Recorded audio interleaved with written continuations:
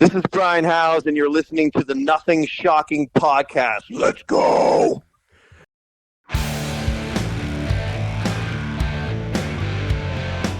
Want to know what's going on in the world of music? Then tune in to the Nothing Shocking podcast, a non-genre based, all ages friendly rock and roll program. Join us weekly for interviews with all your favorite rock stars from the mainstream to the underground. You can find us at nothingshocking.libsyn.com or anywhere you download podcasts.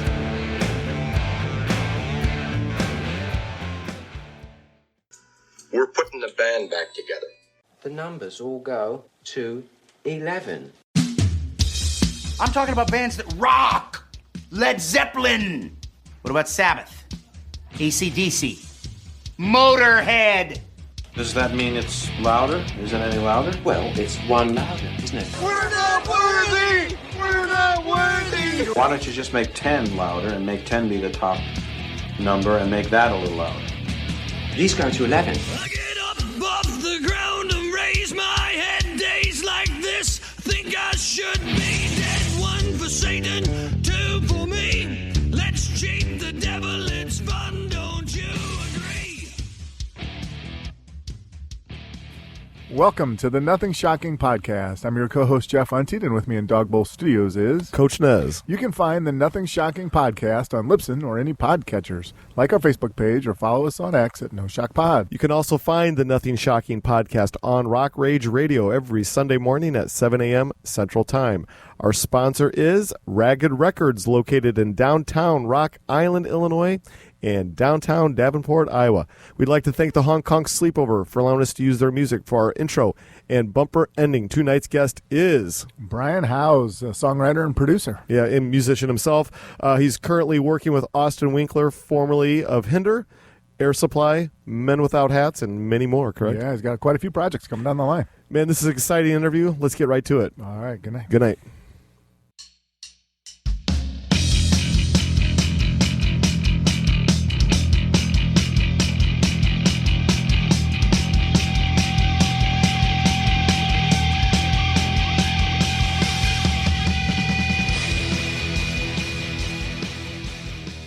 Brian, welcome to the Nothing Shocking podcast. I'd like to introduce you to my co-host, Jeff Untied. Brian, thanks for joining us tonight.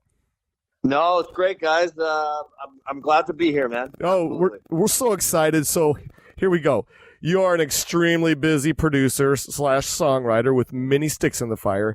Talk about your ability to juggle all of these things that you got going on at one time.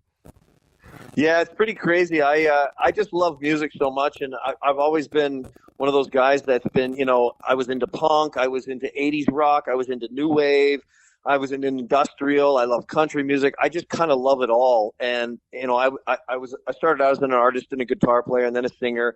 And I think the problem is when I'd make a record, I'd be so bored of it, I'd want to try a different genre. So I finally found the lane for me, which is being a producer-writer. I get to do everything. Very good. Nice. Well, talk a little bit more about being a producer and working with bands. A lot of times you hear the stories of the producers kind of becoming a third member of the band. Can you talk a little bit about how it works for you?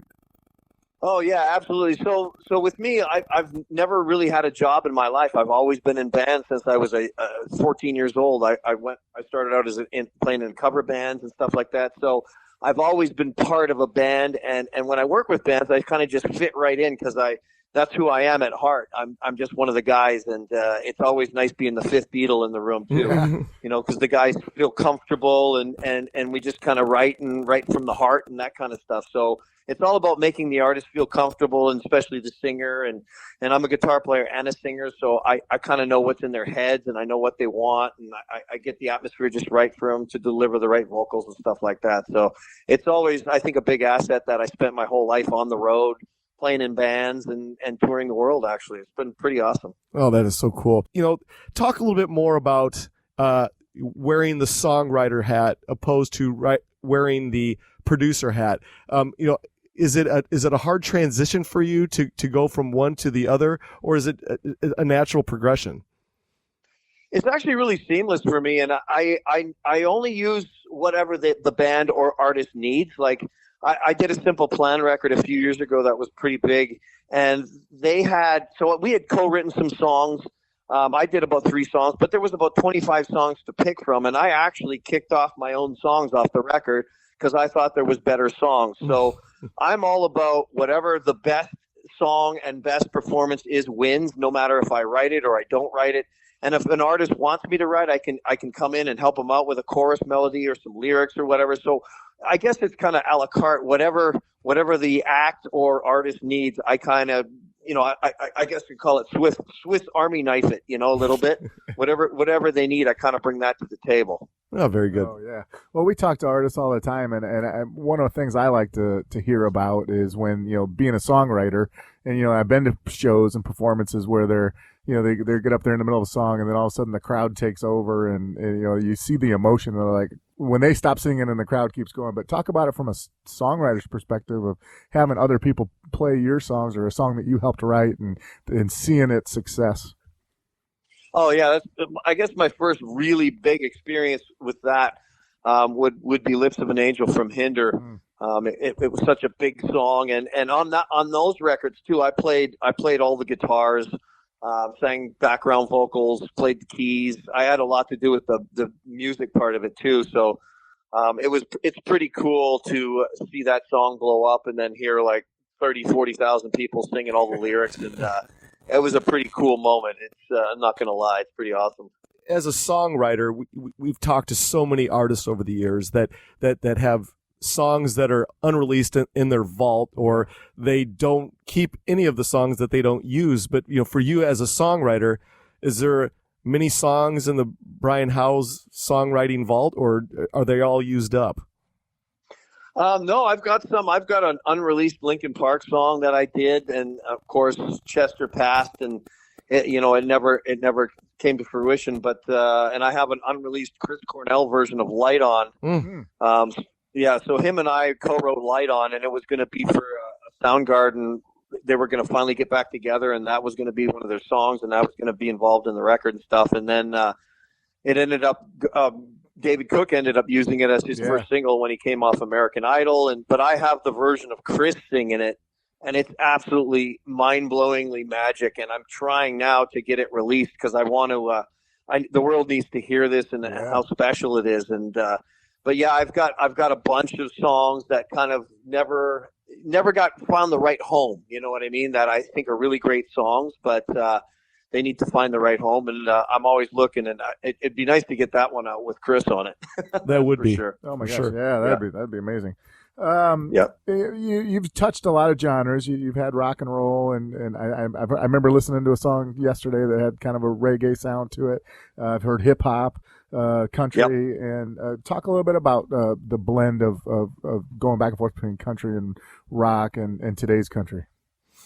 Yeah, today's country. It's funny because I just worked on a band that signed to Warner Brothers called Pecos and the Rooftops, and they're very rock oriented. Like country is kind of gotten into the rock territory. Like the lyrics are super literal and very country, but the guitars are cranked and the Marshalls are cranked, and it's lots of distortion. It kind of reminds me of that 2006 to 2012 active rock stuff that I used to do a lot, like Puddle of Mud and Nickelback, Hinder, that kind of stuff. It's that's blended with country now. So country's kind of just a kind of everything.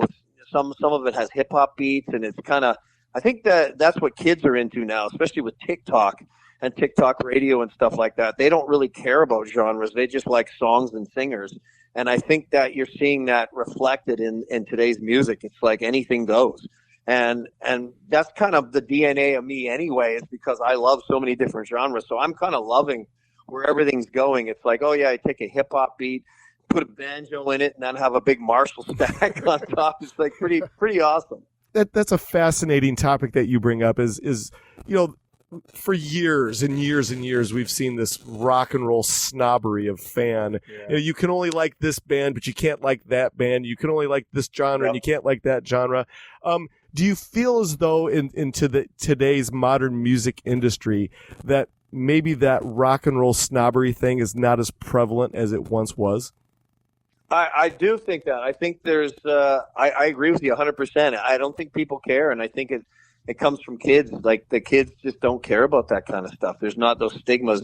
It still may exist in the metal world because the metal world is very segregated like that.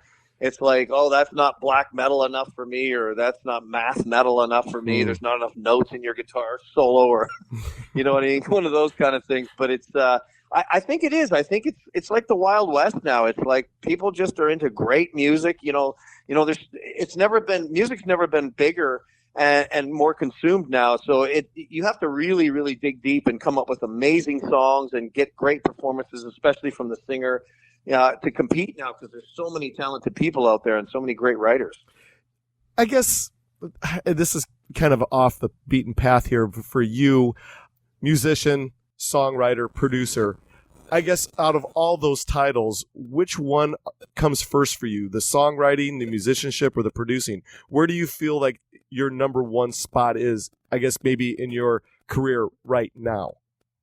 I'd say songwriting first and foremost. I just love writing songs. It's my favorite thing to do. I just like grabbing an acoustic and doing it old school. I believe in the campfire thing. Like if you take a song and just play it acoustically, if it doesn't sound like a hit acoustically, you can add all the production in the world and it's not going to be a hit. Yeah. But if you take a big hit song and strip it down, it'll still sound like a smash. And I think that's the key. But songwriting definitely is number one for me. Oh, very good. First and foremost. Yeah. Well, I always try to brainstorm and try to figure out how can we get rock back in the mainstream culture when, the main answer is, nah, it's never going to happen. But what are the thoughts on Netflix. Netflix does behind the scenes shows of NASCAR or Formula One, and it's a hit. Do you think if they did something like followed up rock band behind the scenes and how it all works, if that would have any pull in the mainstream? I think it would, but I think you're seeing a bit of a shift too because everything's cyclical and rock always comes back around. It's the biggest. The Beatles were a rock band, the Stones, Queen. Pink Floyd. It's funny, you're seeing like big distorted guitars leak into pop artists now, and Olivia Rodrigo has a couple kind of pop punk songs, and I think you're seeing a swing. Like I have two young kids, and my daughter's listening to the Deftones. She's 15. I'm like, how do you know about the Deftones? I couldn't believe it. And she's not in that scene, but she just likes it. And I think you're seeing another shift where I think rock's going to come on a big run again. I just have that feeling. And, if you look at it, like the Beatles are probably the biggest band in history, and look at them, they're a rock band. It's crazy, right? Yeah, absolutely. Okay. This is put your, I guess, maybe producer mindset on.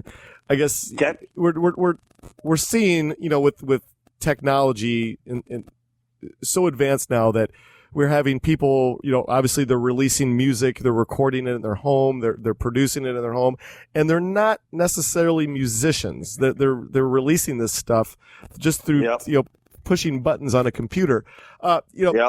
And obviously you're of the mindset, obviously probably a producer of, hey, let's get into a proper studio and knock this out.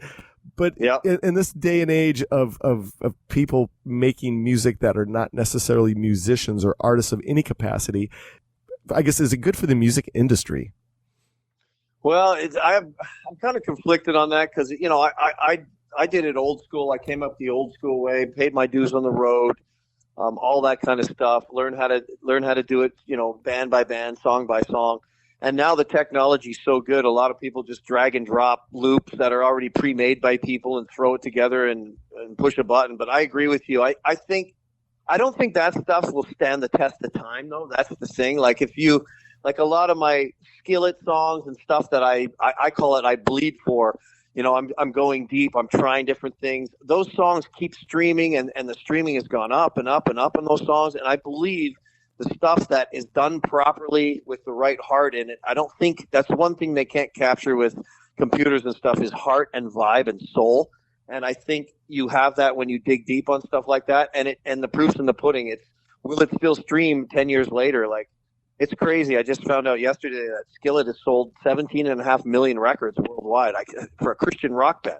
Wow. It's crazy. Yeah. And because I'm looking at my streams and I'm like, geez, we got a couple songs closing in on 1 billion streams. And I'm like, who would have thought? But we bled for those records. Like I remember we did the record in Chicago at Chicago Sound Company, and I worked 20 hours a day on that record, just experimenting with different sounds, digging on vintage amps, using vintage gear, really digging on every lyric, every word, and it's still streaming. And I think that's the difference. I think it's like too much sugar, right? Like, oh, it tastes good at first, but then you get sick. I think that's what the drag and drop method of songwriting and production with all the pre-made filters. We don't use any of that stuff. All my gear in my studio is all vintage.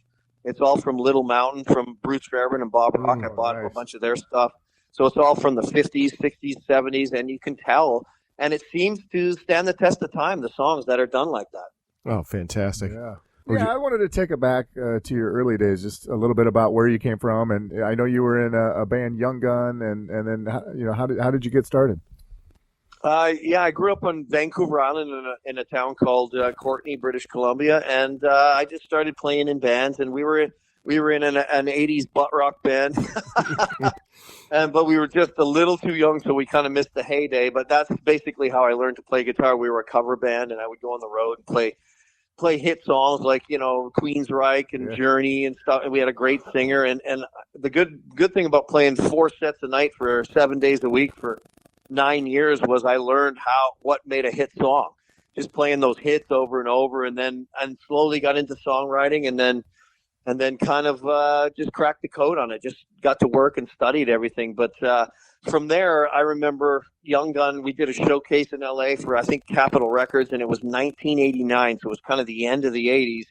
And we played this club, and there was no one in it, and just some record company people. And this band from Seattle opened up for us, and it was Nirvana. Oh, nice.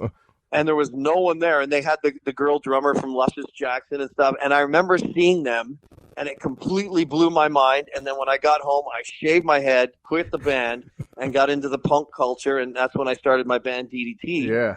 And we ended up Lars Ulrich from Metallica started a label through Elektra, and we were the first signing. And it was crazy. We made this crazy record with Matt Wallace and got to tour the world with Kid Rock and the Scorpions, and it was cool, man. But I remember seeing Nirvana, and I just went, I want to do that. I don't want to do this anymore. And I literally shaved my head. Well, Canada has always been known from the years past, distant past, of great rock bands, great metal bands, great classic rock bands. For us, statesmen over here in the United States that maybe don't know a whole lot about the Canadian rock culture. What is the Canadian rock culture like right now? The rock, I would say there's not much of it. It's more on the alt side of things up here. We have Mothers doing very well. They're kind of a super alt band. I produced one record 4 or 5 years ago, and it's kind of rock, but it skews a little more alt. The old school kind of the rock bands from here, there's not a lot of them anymore. Mother Trucker's doing pretty well, and Glorious Sons are pretty cool. But it's definitely, I feel there's a new wave of bands coming up. Some kids, more and more young kids are playing rock music again, growing their hair long. So I think you're going to see a new crop in the next decade. Good to hear. Fantastic. Yeah. Well, this past 2023, you worked with Austin Winkler, formerly of Hinder, on his newest album. Can you give our listeners an insight to the workings with Austin and just the ins and outs of it? Yeah, Austin's amazing. Like, he's like a brother to me. Like, that was our first big one together when we did this. And that's the thing with him, is he's got that amazing voice, and he's such a rock star. And we just got together, and we're just trying, experimenting, and coming up with a new vibe for him. And it's going to have a little Americana vibe in it, but it's still going to be rock. And we just went to Nashville and started writing with some really talented writers, and we've got a couple really great songs in the works, man. I'm pretty excited for him, but he's always great. His voice is sounding better than ever, and he's very, very clean and healthy right now, which is great. Very good. Yeah, is there a new album? You said there's a new album on the way? Yeah, it's going to take a while because we're still experimenting with what he wants to do on a solo kind of thing. But we've written a couple songs. I'm halfway through the productions on a couple of them, and it's just kind of like, and then I'll go to Nashville, meet him there, do a couple more. So it's a work in progress, just kind of finding his sound, basically. You know, when a band member such as Austin leaves like an established act like Hinder, do you find, or maybe the both of you find the solo endeavor to be a challenge as far as finding their own identity and like, okay, I don't want to sound like Hinder, but this is my vocal. So I guess maybe can you talk a little bit more about that? Yeah, that is always the problem, right? When especially as identifiable as he is, that's what we're trying to do. We're kind of in that battle right now, just trying to find out what he really is. So we're digging deep on his influences and stuff we haven't hit on with Hinder. And with Hinder, when they first came to me, they loved Nickelback and Theory of a Dead Man, and then I was like, nah, man, let's go Motley Crue, Aerosmith, let's go 80s. So. Yeah. We really, nobody was doing that with the big gang vocals and the woes and stuff. And we went for that just to make it a little different. And it really worked out great. So I think this time we'll definitely, he's got a lot of things that influenced him. Like he's like me, loves every genre of music. And we're going to try and bring a little bit of those influences in to make his new sound very identifiable and signature for him. But it is a challenge. It's always a challenge. Absolutely. Very good. I think I read in your bio you're also working with Adelitas Way. You've worked with them on a couple of previous albums. Can you talk a little bit about working with them? Yeah, I love Rick. Rick's like another brother. I had a label with Interscope Records for a while, and Adelitas Way was my first signing. Oh, wow. Nice. Yeah, I signed them in Rev Theory, and I love Rick, and I'll always work with him. I'm so proud of that guy. He's just doing so great. He's off. He doesn't need labels now. Like he's done everything himself. They have a great touring base. They make records. They stream well. He's just such a smart kid, and he's so awesome and a good soul. Definitely a brother. And I'm going to be seeing him soon. Actually, they're opening for Skillet, and they're playing in Vancouver on my birthday. So that's going to be a crazy night. Oh, very cool. Nice. Very cool. As we speak, you've also been working with Air Supply on some new music. How has it been collaborating with Graham Russell and Russell Hitchcock? Yeah, so I've never done that kind of music before. Yeah. And, I was like 7 years old. And when I remember hearing that stuff on the radio and some, it's funny because the drummer of Air Supply is my hockey buddy. Being Canadian, I play hockey. And I didn't know he was even a drummer. And then it turns out he's this amazing drummer, but he was the goalie for the hockey team. And he said, hey, man, do you ever consider doing an Air Supply song? I'm like, yeah, I've never done any kind of like AC world kind of stuff. And so I did a couple songs, and we hit it off so well that I ended up doing the whole record. And I just love the guys. They're like the sweetest guys on the planet. They're so talented, and Graham is he loves the Beatles. So the songs have really interesting chords, and I'm trying to give it this modern Coldplay kind of spin, like world music, and it's turning out so good. Very excited about it. And there's also they're doing a biopic on Air Supply. Oh, wow. It's the same guy who did the Elvis movie and the Bob Marley movie is doing a whole biopic, and there's going to be a Broadway play about him, and so it's pretty exciting. So it started out as, let's check this out, and now it's turned into this thing, and we've got some killer songs, man. Holy crap. They're very talented guys, and probably, besides Keith Urban, the two of the nicest guys I've ever worked with. Unbelievable. 70s soft rock legends in the early 80s, for sure. That's it. That's exactly it. And it's just another challenge for me because I've never done that kind of music, and it's been really, really fun and rewarding. And and they tour so much. That's the thing. They're on the road for 250 days a year, and they're. I went and saw them at the Hollywood Bowl in L.A., and L.A. is kind of you got to be pretty cool to sell out there. They sold the Hollywood Bowl out. There was like 16,000 plus. Yeah. Couldn't believe it. And then they'll go to South America or like Asia, and it's like 40,000 seat arenas. It's crazy. It is. I guess, can you talk a little bit about more, when you have an established heritage act like Air Supply that you work with, and obviously, you want them to sound like Air Supply, but you also want them to sound like a modern Air Supply. I guess. Exactly. What are the expectations when it comes to, your responsibility when it comes to doing something like that to make it sound modern yet still classic? I guess, am I making sense? Yeah, absolutely. Yeah. That's the challenge, is to make sure the core fans who love them, they're called airheads, got to keep them happy, and then people that may have heard of them or younger or don't know them. Like, that's why I'm kind of giving it a little bit of this Coldplay kind of twist with some tracks and stuff like that. A little modern, but still that sound. So that's the challenge, and that's what I'm up for. I love that challenge of, keeping the essence of what makes them great, but making it 2025. So, like, people that may have not heard of them or been too young will embrace, oh, I love this song. Oh, it's Air Supply. Wow, I had no idea. Crazy. That's the challenge. And so far I'm thinking we're getting there. It's getting really, really good. It's pretty exciting. We have some big singles, I think. Oh, very good. Well, and another band I recently discovered that I like is as long as we're on the subject of air, we'll talk about Airbourne. Oh yes, Airbourne. Yeah, so you helped write and co-write or produce Black Dog Barking, but I think in your bio I saw you guys are working on another new album. Yeah, exactly. That we'll be starting that record in the fall, and the guys are writing in Australia right now. But yeah, we had a blast. So my favorite band of all time, hands down, is AC/DC, and they kind of are the same way. So we just completely hit it off. And I was living in LA at the time, and they just came and kind of moved in to my compound there, and we just set up shop in my studio, and it was an amazing 3 months. We would record all day, and then we would jump in my pool and get hammered and crank Iron Maiden. Yeah. So fun. That's awesome. But I can't wait to do that record. And we've recruited Mike Fraser to engineer, who does all the AC/DC stuff. Nice. So him and I, the last time him and I teamed up together was Extreme Behavior. I got him to engineer the record, and we did that. We haven't done a record since, so I'm pretty excited about that. Oh, so cool.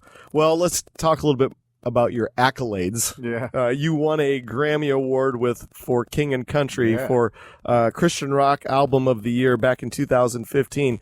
That's just an amazing feat. Can you talk a little bit more about the journey and that experience? Yeah, it was. It's funny. I did worked with those guys. They were so nice, and it was kind of anticlimactic, to be honest, because I didn't even know they won or anything. And then I got the thing in the mail saying they had won, because Skillet Comatose was up for Christian Album of the Year. We were nominated and stuff, but we didn't win. So this actually won. But so it was kind of anticlimactic in a sense, where it was like, wow, that's cool, but I didn't even get a chance to get excited. I didn't even know they were going. I didn't happen to go that year. And because those guys are so busy, we didn't stay in communication. But it was a nice surprise to find out later. That was for sure. So the funny thing about that is, like, years ago we had Barrett Martin on the podcast of the Screaming Trees, the drummer of Screaming Trees, and he had won a Grammy Award, and he had no idea that he had won it. And then all of a sudden he got the award in the mail. And it was, I don't know if it was UPS or DHL to him or whatever. Talk a little bit more about the trophy itself. I guess it's pretty heavy duty, correct? Yeah. Oh yeah. It's heavy duty, and it's just so cool. And those. I've always been one of those, because I'm a hockey player too as well, and I always like winning trophies. It's fun. I'm very proud of all the plaques on the wall and stuff like that. And also, I think the main reason that it's like a shot in time. It's like that time you worked on that record, and it reminds you of that. And I think it's more of that, like just reminiscing about how great that time was. Or, I got to say, out of all the years I've been working, it's never been a negative experience. It's always been positive with all the bands, and most of them are my good friends today. So I think it's just more of a snapshot of that moment and how great it was. And, it was cool, but it would have been nice to go to the ceremony. Where do you display your Grammy? Where's it at? It's at my mother-in-law's. Very good. We've talked a lot about different genres. Is there one that you haven't done yet that you'd like to produce an album in? Well, that's a good question. Honestly, it might be, that kind of Jack Johnson slack key Hawaii vibe. Yeah. That would be kind of interesting, like doing something like that. And talk about a great way to win a Grammy. If you make a hit Hawaiian record, man, you're pretty much guaranteed, because there's not a lot of competition. That's very cool. Like, you know what I mean? Like one of those flat key kind of things, like those obscure categories. like best jazz ensemble, but make a really hit one. That would be kind of fun to do something like that. Oh yeah. But I would say that kind of thing, like that kind of beachy, or even a reggae, because I love reggae music so much. Like a Marley thing would be super cool. That would be. Nice. You've also won 2 Juno Awards for Producer of the Year, along with being nominated 5 times. Does your professional achievements and accolades and recognition ever seem to overwhelm you, or is it just kind of like, hey, back to business? I think honestly, because I didn't come from money, and I consider, we call them hosers up here. Like I would say redneck Canadians are considered hosers. I play hockey, I'm with a bunch of buddies. I'm friends with buddies I've been with since elementary school. Honestly, it's one of those things where it doesn't even register with me. Like I can't even believe that people pay me to do this for a living. Like I feel so lucky. And I have imposter syndrome. Like I think one day someone's going to wake up and go, "You suck, dude. Sorry, this has all been a joke," and take it all away. Like I honestly feel that way. So I think that's what protects me is I'm actually just so grateful and happy to be doing what I'm doing that I don't really let it sink in, Very cool. I just want to take it back one more time. We talked about Young Gun and DDT, but I think we skipped over Closure from 2002. Oh yeah, Closure. You guys had a one self-titled album. Can you talk a little bit about that band? Yeah, well, it's so funny. So right around the Closure time is when after DDT we toured. I really wanted to be a producer-writer. Like I had my heart set on it. So, and I think my wife and I were living in this, 350 square foot dump in Vancouver. We were minus 80 grand in debt. And I said to her, I go, look, I think I can get a pub deal. Let's go lie on an application to get a visa because I want to record with this really guy I heard on, he did a bunch of stuff. His name's Joey Moy. He's a good producer. I want to hire him to record some of these songs so I can go get a publishing deal so I can survive and pay rent while I'm trying to be a producer writer. So I went in, I met Joey Moy, and we went in and did these songs, and then I kind of just sent it out in the industry, and then within like a month, I had a bidding war from all the labels wanting to sign Closure, but there was no Closure. It was just me trying to get a pub deal. So I literally just threw a band together and a bunch of buddies and stuff. And I said to him, I said, look, I don't want a record deal, which is crazy because you spend your whole life trying to get one. I don't want one.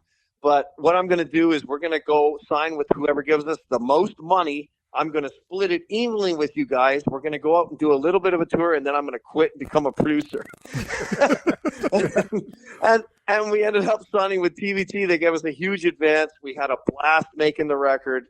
And I got to play Rockstar for 3 more months. We went on the road, and then about halfway through the tour, I'm like, I'm done, and I just bailed. Yeah. Well, I guess in today's climate, with bands and young bands, even in Heritage Acts, it is being signed necessary. I know we see a lot of bands that are doing like crowdfunding type stuff, or all kinds of different ways to fund your albums or new music. What for you? In your mindset, what is the best way for artists now? Is it to get signed, or is it to stay independent and fund it on your own, or funded by your fans? I think because of the way streaming is and TikTok has just blown artists up that, have great songs and stuff. I think it's more open than ever, and there's less barriers. And I think at least to get started, trying to get signed starting from zero is almost impossible. Because labels don't want to take a risk unless you have numbers, streaming numbers, and social numbers and stuff like that. So I think now more than ever, it's wide open for people. And then usually people are getting big enough where they're making so much money for streaming. They're like, well, why do I want a label deal? I'm not going to split the masters. So it's like the Wild West now, and it's kind of awesome. It's definitely in the artist's favor. But I think if you really want to be radio is still kind of run by the majors. Like, so if you're a pop artist or something like that, and you need radio, you definitely need them, or if you want some worldwide exposure. But radio is kind of, in rock music, is the least important thing now. It's more about touring, that kind of stuff, streaming, all that. So I would say it's best to start out independent, get some numbers, and then if you want to do a deal, you have some leverage, and then you can do a really good deal. Very good. Yeah. All right. We got one last question for you, then we'll leave you alone for the evening. Sound good? Sounds good, buddy. All right. So I asked this question to a lot of artists. The mystery of rock and roll. You know, it's been a dying thing since the dawning of internet, and especially since the social medias have kind of taken over. You know, for you, the artist, the songwriter, the producer, you know, what do you prefer? The mystery that rock and roll once had, or do you like this new age of accessibility that fans have with artists? You know, I gotta say, because I grew up in the '80s. I miss the mystery, and because I grew up loving Van Halen, AC/DC, Iron Maiden, Judas Priest, and there was all this crazy mystery. I like that, and I think there's just too much information about people. I think it's way cooler not seeing all the warts. You know what I mean? Like, I just like that. I like, and I think that's what lacks these days, because everybody knows everything about everyone now all the time. It's like, oh, I don't want to know what Rob Halford ate for dinner. I don't want to know that. You know what I mean? I just want to see him on stage in his leather with his Harley, singing, hell bent for leather. Exactly. But I like that time for sure. On the flip side of that, in your opinion, from what you see, do you ever see a mystery coming back to rock and roll ever again? That's a good question, man. I honestly don't know. Maybe people it'll come to a head, like the whole TikTok thing, and they're trying to ban it now because, I have a 15-year-old daughter, and she's freaking addicted to it, man. I'm trying to pull her off it and stuff. It's crazy. Yeah. Like the brainwashing that goes on. But I even catch myself going through reels. I'm like, I have to stop myself. Like I don't know, man. I think it's a good thing and a bad thing. I think it's a double-edged sword, all this stuff. I think it's great for information to have all the information, but sometimes ignorance is bliss. And sometimes that's awesome, Just get lost in the rock and roll and not know what's happening in the world. That's one thing I do like about recording is when I go in with a band for 2 or 3 months and we're in the studio. It's like our own little world. I don't know all the crap that's going on in the world, and it's kind of nice. I do like ignorance is bliss for sure. Oh, very good. Well, we're running out of our allotted time for the evening. Is there anything that we left off tonight that you would like to plug or promote?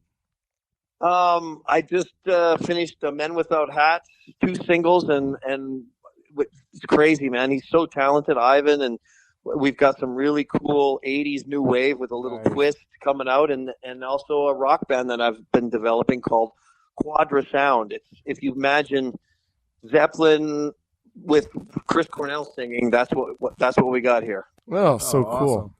Well, this is how things are going to work out. We're about a week and a half to 2 weeks behind on our episodes, but once Jeff gets to it, he's a editing ninja over here. He'll clean up all of our boogers, especially mine. He'll make us sound good. Make us sound like exactly what we're doing.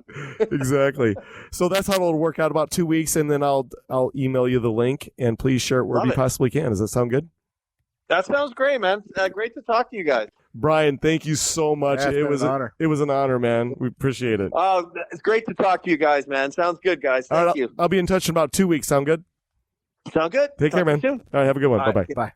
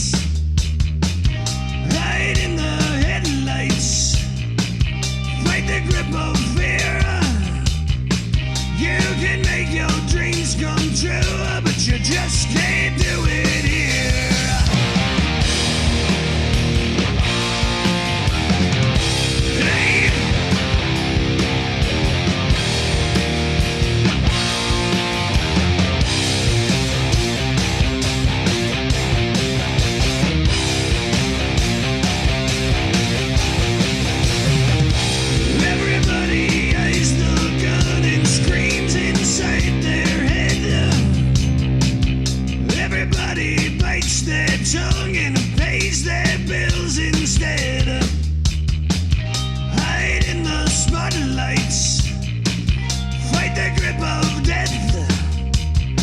You can have the air you need, but you best not take one breath.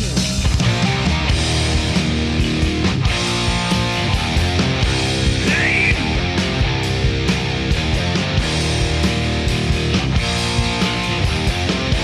Roll the dice.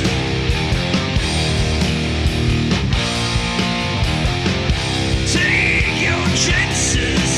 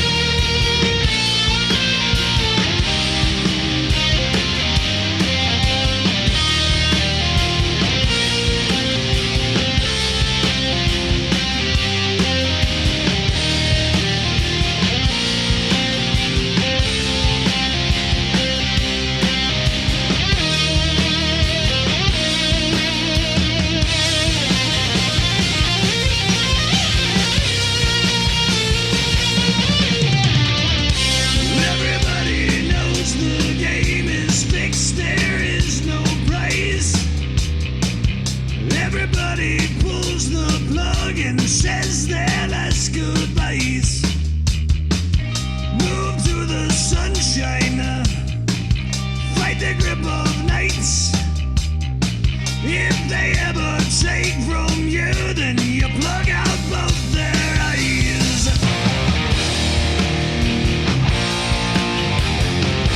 Hey.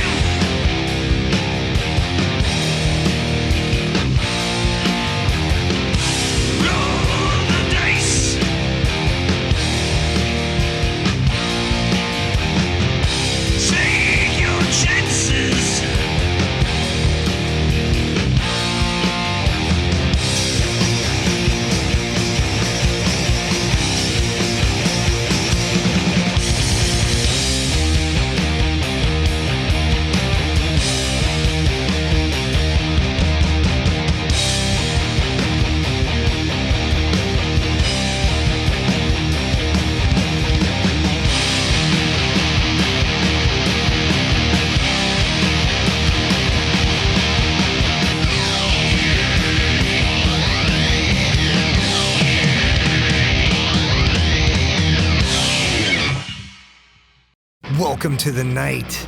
You think you know Night Demon? Then the Night Demon Heavy Metal Podcast is for you. Step into the darkness as we peel back the curtain to give you an unprecedented, all-access look into the mind and the heart of the demon.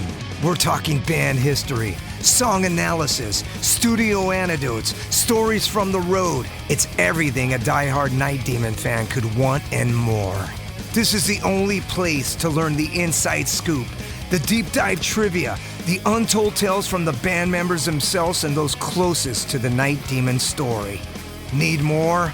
The Sacred Night Demon Crypt will be pried open to reveal demo recordings that have never before seen the light of day, all with in-depth commentary by the band and the people who were there for the writing and recording process. This is a gold mine, a treasure trove of all things Night Demon. Head over to nightdemon.net or wherever you listen to podcasts.